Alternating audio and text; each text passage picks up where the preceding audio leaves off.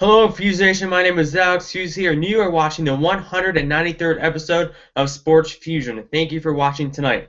On the phone now, he is a New England Patriots reporter with Mass Live, Mr. Kevin Duffy. So, Mr. Duffy, what is your first impression on this 2016 New England Patriots team? I think it's probably one of the deepest teams that Bill Belichick's had in a long time, and I hesitate to say the best roster he's had since 2007, the team that went undefeated before losing the Giants in the Super Bowl. But it might be on that level. I mean, they got a defense that has the potential to be one of the probably 5 or 6 best defenses in the league. We got obviously a tremendous offense when healthy, so it's really for them a matter of getting healthy, getting Julian Edelman, Deion Lewis, Benny Amendola back out on the practice field and getting the offense rolling. Yeah, and the running back situation is a hot topic right now. So who do you think will be the starting running back for the Patriots come week 1? Deion Lewis probably will be the starter, even though he's not yet practicing. He'll be about 10 months removed from his ACL surgery when the season opens. So I think that they're just bringing him along pretty slowly from the ACL injury that he suffered last year.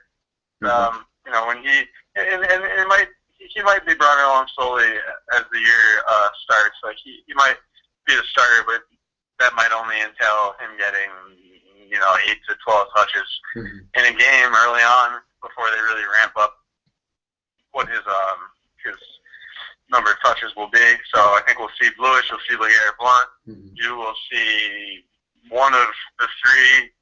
Got one of either James White, Donald Brown, and maybe Brandon Bolden. So there's kind of competition for a spot or 2 there behind Deion Lewis and LeGarrette Blount. How do you think Chris Hogan will be using this offense? Chris Hogan has looked pretty good. When he's been out here, he's only he did injure his shoulder though, so he's missed I think 3 or 4 straight practices. But it's a minor injury. He should be good to return to the practice field soon. He's looked good. I think they'll use him in a variety of ways. I think they kind of were attracted to him because he has pretty good size at 6'1", like 215-ish. He's pretty strong. He's quick enough to play that slot position. If Amendola and Edelman are not playing it, he's big enough to play outside. So they clearly, they gave him a pretty nice deal, 3 years, $12 million for someone who really hasn't had much production in the NFL. So I think they really like him a lot, and he'll be used significantly in the offense. In terms of like what kind of stats he's going to put up, I don't know about that because they have so many other. You have Gronkowski, you have Martellus Bennett, you have Edelman, you have Deion Lewis. So really, at best, he's probably like their 4th option in the passing game at best. So I don't think it'll be a huge statistical season, but he'll be involved in what they do. And how will the Patriots use their new tight end, Bennett?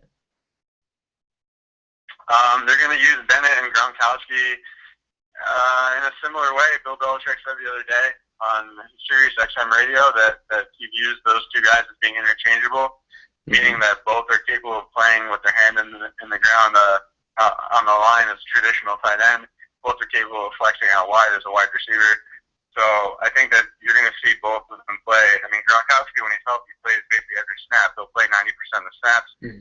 Martellus, I think, will play a high percentage too, maybe 70% or so. And they're going to get creative. They're going to be able to take advantage of the size mismatches that they have on the outside with those guys, particularly when they get deep in the red zone. And they're going to be able to use them as run blockers. And Bennett's also very good after the catch, the ball in his hand. He's 275 pounds.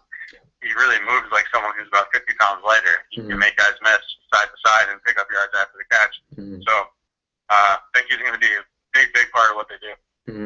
Okay, so I know the season didn't exactly start yet, but we can still talk about the free agency on this team. So do you think the Patriots will sign any of the free agents on defense before the end of this year? I think they'll try to get something done with probably Jamie Collins, Dante Hightower, and Jabal Sheard. Whether they do get something done or not remains to be seen. If I'm Jamie Collins, I'm not going to agree to anything unless it's really like max type, like, you know, top 5 in the league, top 3 in the league at your position. And I don't know if the Patriots will offer that, because I think Collins, when he gets to unrestricted free agency and he hits open market, is going to command a massive contract. So if I'm Collins, I don't mind playing this year for $900,000, because, you know, you're about to make like $80 million next year. So I think the Patriots would prefer to lock him up beforehand, but they're going to have to come in pretty high to do that. Dante Hightower, they might have a better chance at getting a long-term deal done with him before the season starts. And like you just mentioned about Collins and Hightower, in your opinion, who is the most important to sign if you're the Patriots?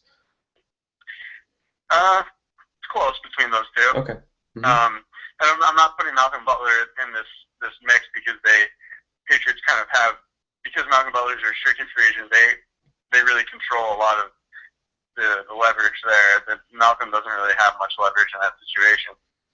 I would give a slight edge to Collins for 2 reasons. It's really, as we've seen, it's become much more of a passing league, and Hightower is the better of the 2 against the run. Collins is a little more athletic, so he's a little better in coverage and can get after the passer too. And then the second reason is just durability. I mean, Dante Hightower has been beat up.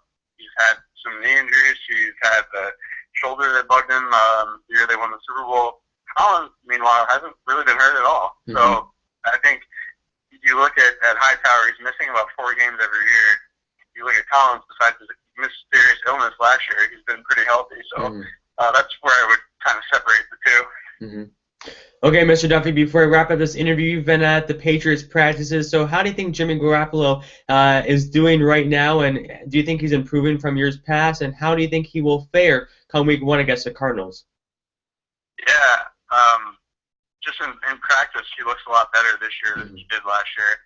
Last year, he had a tendency to kind of hold the ball a little bit too much as he went through his read. This year, that's not a problem. He looks more confident, more comfortable, more in command of what he's doing. He's thinking less, and he's just playing, which happens just as a result of reps. I mean, it's like why Tom Brady's so good, because Tom Brady's seen everything. Tom Brady, it's like muscle memory for Tom Brady, and it's obviously not at that level with Garoppolo yet, but you can see that it's kind of becoming muscle memory for him. I think he's going to fare pretty well. I think that the week 1 game at Arizona is going to be a tough one for them to win. Then they have 3 winnable games. I like Garoppolo as a quarterback. I like the Patriots to kind of implement some wrinkles in the offense to take advantage of what he does well. He can really throw on the run pretty well. He can move out of the pocket. So I really like him to have a nice 4 games there, and then we'll see what happens with his situation after that. He could be a pretty good trade bait in the 2017 offseason. Okay, Mr. Duffy, I want to say thank you for taking the time to come on Sports Fusion today. All right, thank you so much. Yep, no problem. Thank you. All right, bye. Thank you, Feuzion, for watching this Sports Fusion episode live with Kevin Duffy. He's once again the Mass Live reporter for the New England Patriots. So you can go back and watch all my other episodes, but Feuzion Nation, if you are watching live, and I see the 55 people watching live right now, stick around. I'll be interviewing the owner or founder of Scoutables alongside, Brian's gonna come on and talk a little about that website, so stay around. At 1:45, I'll be back live, and Kurt Schilling will be on Sports Fusion tonight as well. Thanks for sticking around, Feuzion. I'll see you in a little bit.